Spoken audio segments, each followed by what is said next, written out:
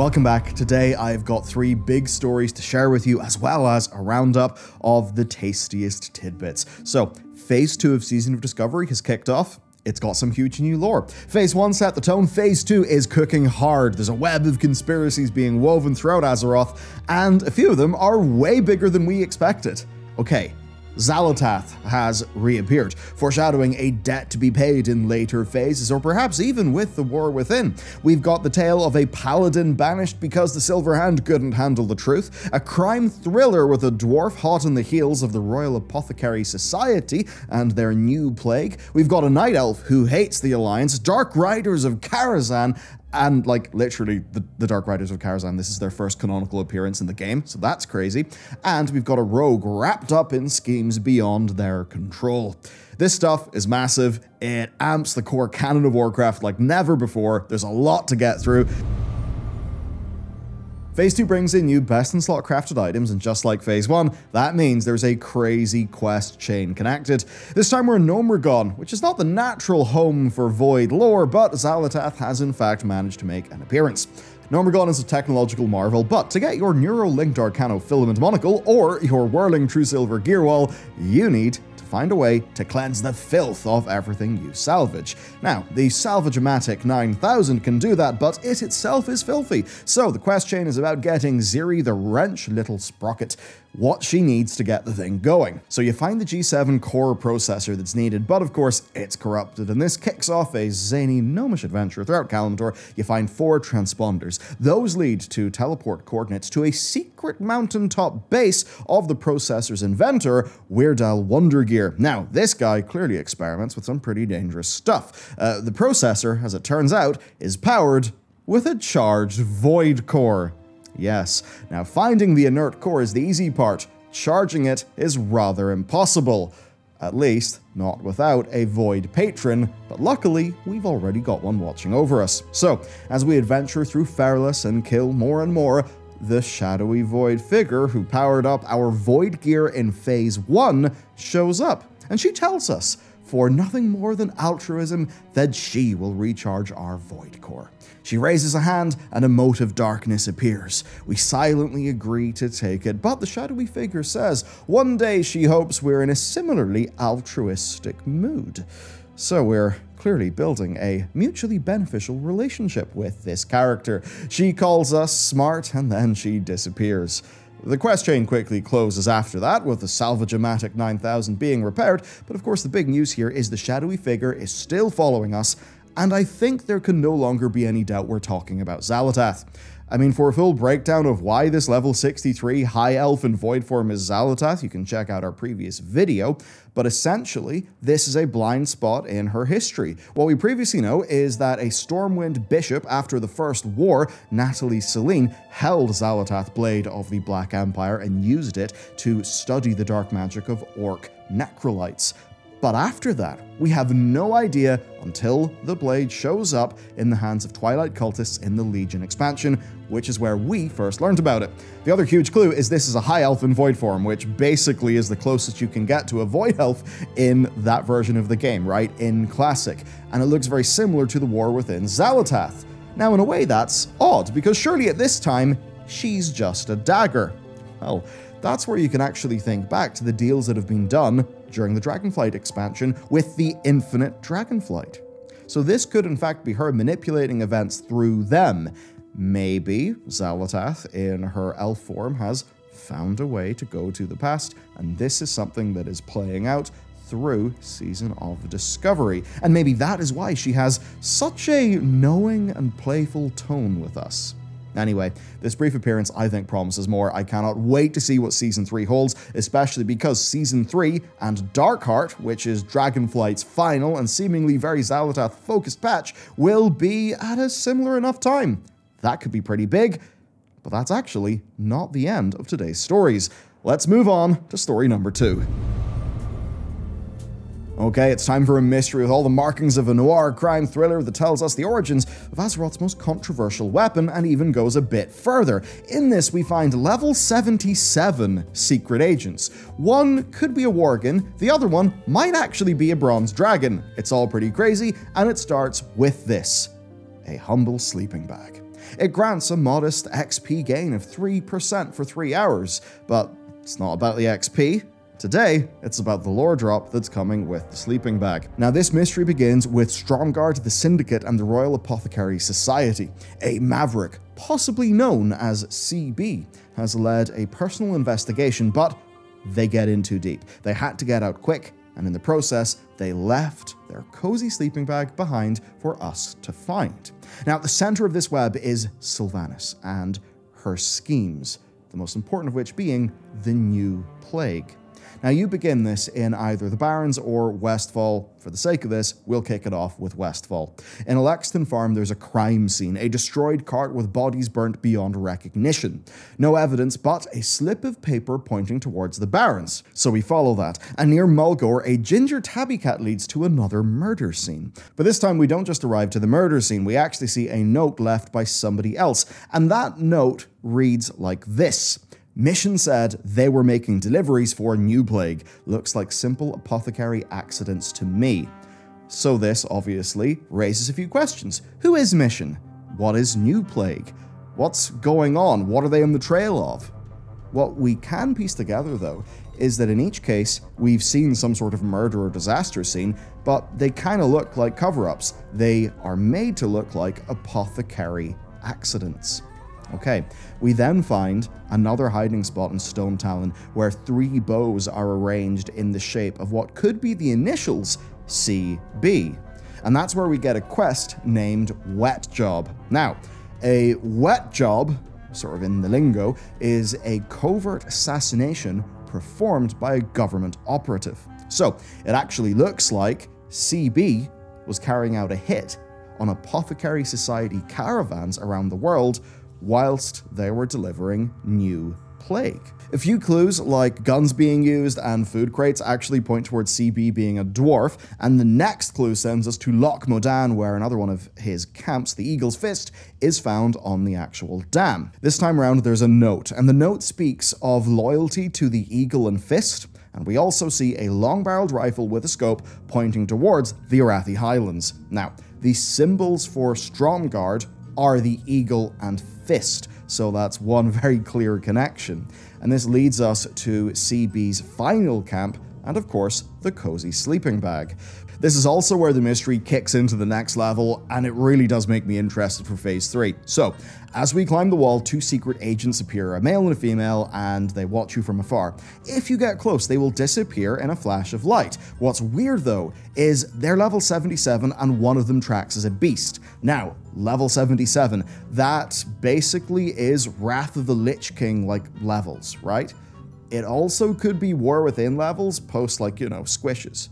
Who really knows what's going on there? It could suggest that they are just very powerful beings. It could also suggest that there could be an element of time travel here, maybe a bronze agent, something like that. Then, of course, the New Plague is involved. Are Infinites or the Bronze looking into the New Plague? That's, of course, the new concoction of the plague that Sylvanas has made that is supposed to be able to kill, the living and the dead. Now, if you wanted to go really crazy, part of the deaths of Chromie takes place in the Western Plague Lands, and CB could spell Chromie Bronze, but that also does to me sound completely crackpot. Okay, let's go on. So CB says they're going underground until the heat is off, and really with that, the trail kind of goes cold for us. We have to assume it will be picked up later. But there are some other clues, right? 2 books, Beyond the Dark Portal and The Aftermath of the Second War. These are resting on a table. Now, dragons and dwarves were both, key to many stories post-Second War, but even looking at those characters, I can't put my finger on anyone with the initial CB. So who CB is, that is a mystery.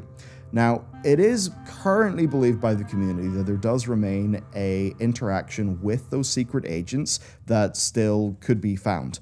But right now, the trail appears to be cold. Either way, though, this does feel a bit tied to the Forsaken story. So, to catch you up on that, the Horde were initially very hesitant to let the Forsaken in, given their recent past. Now, the Apothecary Society had been working on a new plague that would kill both the living and the dead, but it was being developed under the guise of it being a cure.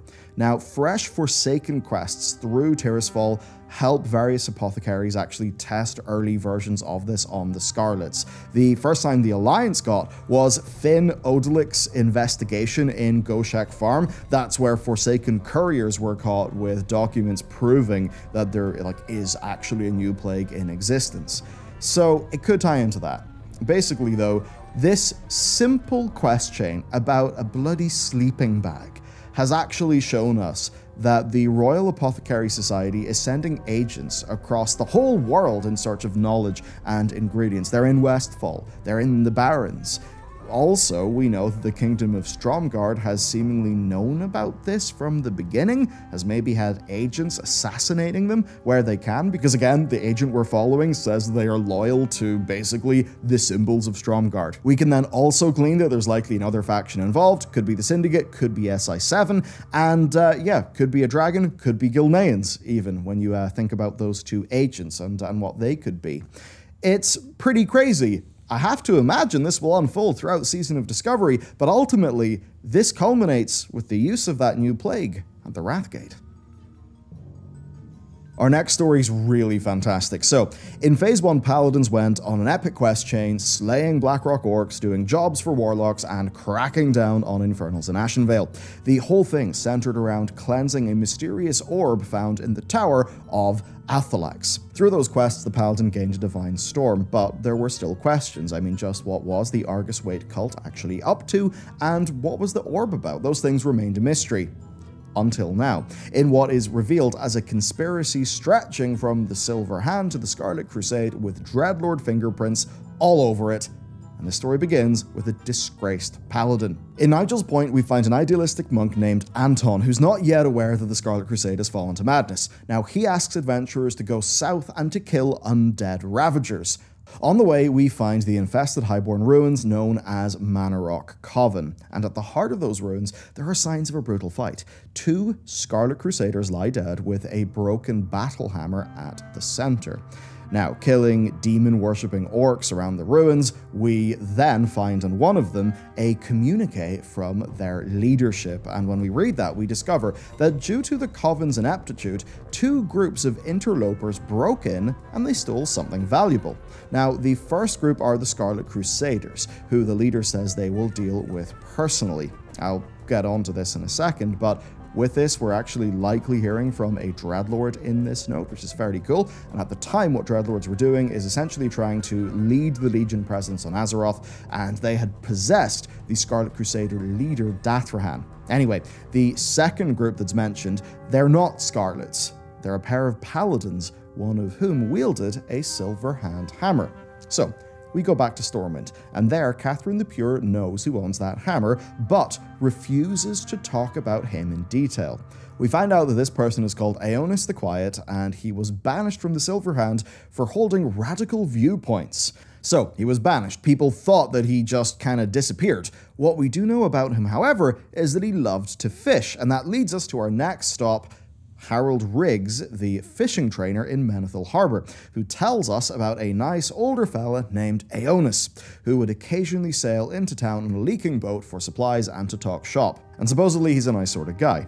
But the thing is, just a day before, a group, our fishing trainer says, who were dressed in red like clowns at a carnival, they rode into town asking after Aeonis. So, Riggs points us far, far off the coast of the wetlands where we find Aeonis' fishing cabin, and again, we come upon the signs of a struggle. There are dead Scarlet Crusaders on the ground. Another Crusader jumps from cover, tries to kill us, and it turns out he was told to stay and to tie up any loose ends. Now, they hold orders from the Grand Crusader, and they read as follows. The heretic known as Aeonis the Quiet is hereby condemned for the high crime of consorting with demons and the undead, forsaking the fight, larceny, and murder.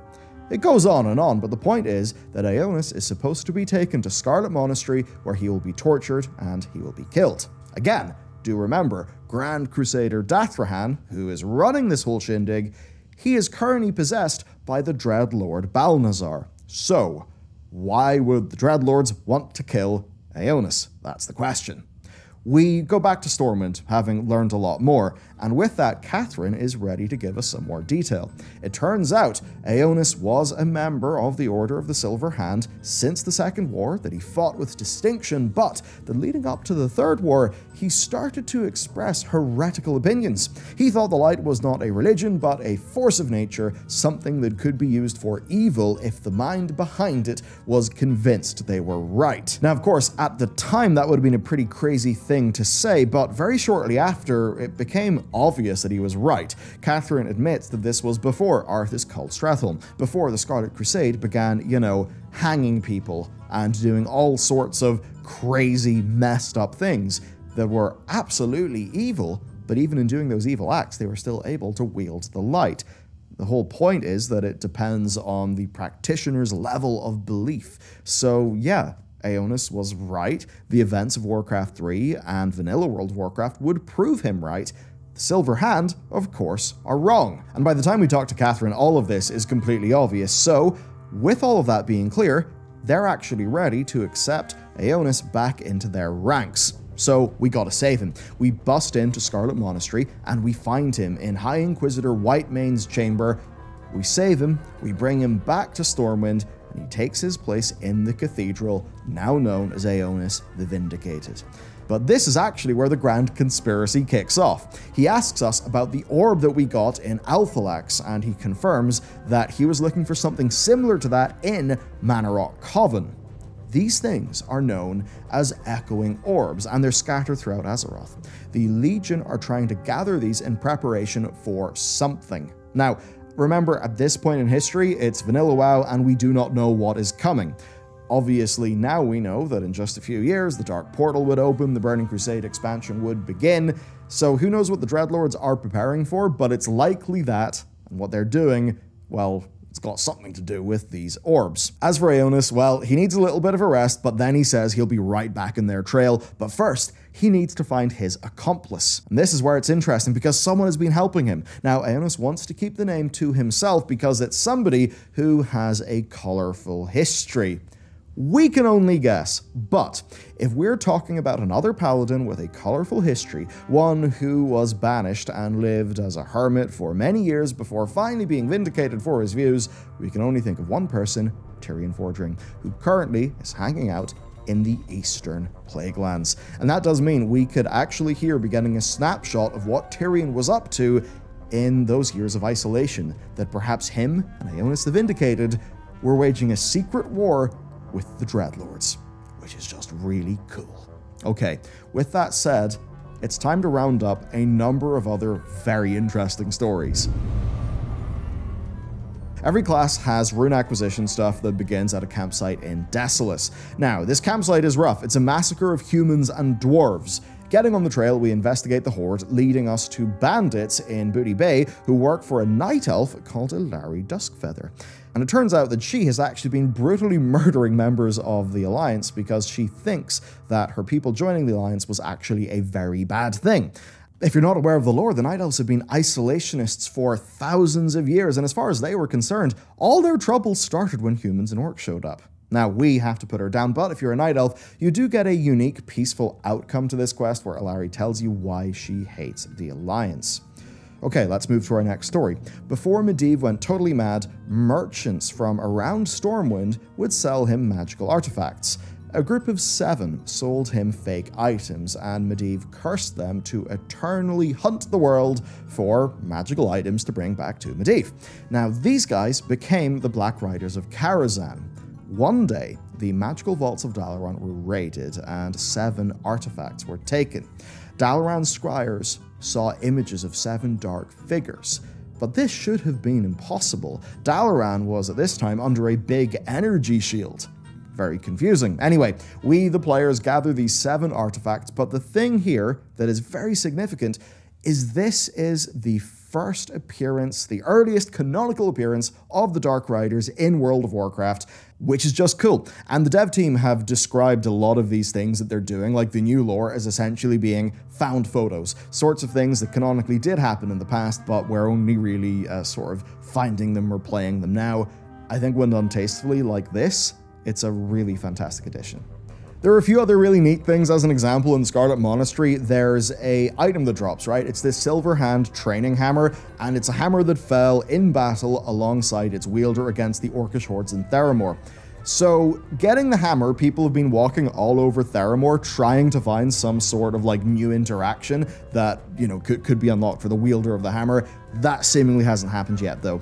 Another example is there's this ancestral sword that references Kairos, which is a settlement that had only ever been referenced in Warcraft 2, which is just neat, right? Them going back to all of this really old stuff. And yeah, there's also loads of new lore that just, it was kind of too straight and simple to fit into this video. Things like why the Zandalari are in Stranglethorn, or why King Mechatork went mad in the first place. It's all really cool. Phase 2 isn't finished. It likely still has more to reveal, and to be honest, I think it's a confirmation that a lot of this lore being put into the Season of Discovery, that some of it's maybe more radical than we thought, or at the very least, just gives us far more to chew on, which I really love.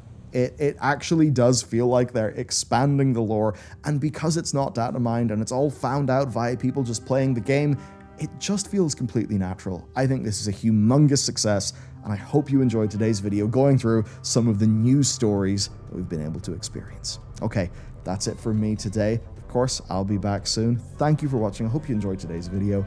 I'll see you next time.